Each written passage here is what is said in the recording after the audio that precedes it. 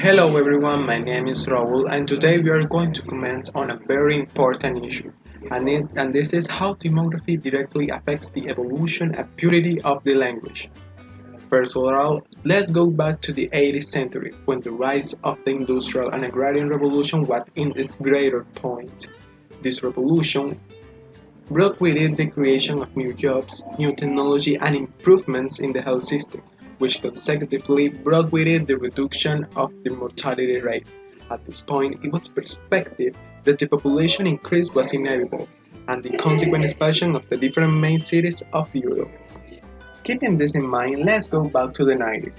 At this point, economies that were previously powers were slowing down like these too. On the other hand, in the less developed parts of the world at that time countries like Mexico and Brazil were emerging by leaps and bounds. In an indirect manner, children play an important role for this phenomenon, since in the less developed places, the families had children so that in a near future these children will help their families financially. Unlike urban areas, where children were seen as a burden, since having a child means having more expenses at home, such as investment in schools, university clothes, etc. For this reason, an urbanized and industrialized city grows slower than an undeveloped city. Following this line of events, it should be noted that since the boom of industrial revolution, a rise in the world populations began to be projected. Let's analyze this graph. By the year 1927, we already have a population of over 1 billion people. Therefore, following this growth path, it is budgeted that by the year 2032, we will reach a population of almost 10 billion people. We are now in the wrong directions, since at this day we are more than 7 billion people and it's barely 2021. It is also necessary to emphasize that a large part of the world population will come from the less developed countries due to the formation, since this is a key factor in their economies.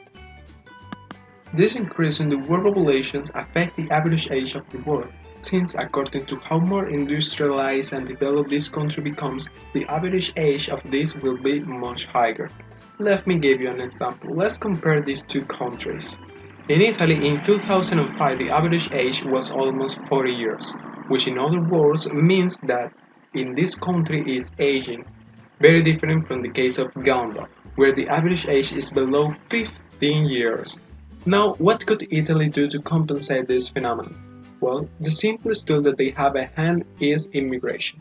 That is, this country offers thousands and thousands of opportunities to people from different less developed countries to go to Italy to work and have children, thus compensating the lack of young people from this country.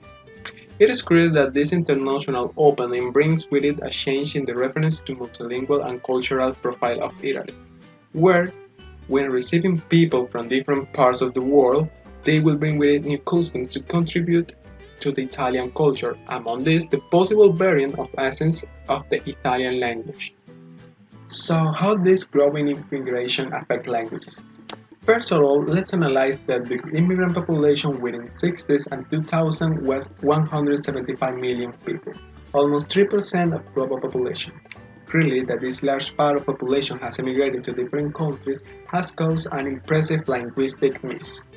A good example of this linguistic mix is the beautiful city of London, where a study confirmed that the school children spoke more than 300 languages. When the United Kingdom still belonged to the European Union, it was the only country that decided not to impose obstacles on foreign workers belonging to the European Union. This ease of accessing to the economy of a great power such as Great Britain was taken advantage by many Eastern European countries, mainly Poland, where a large part of this population came from.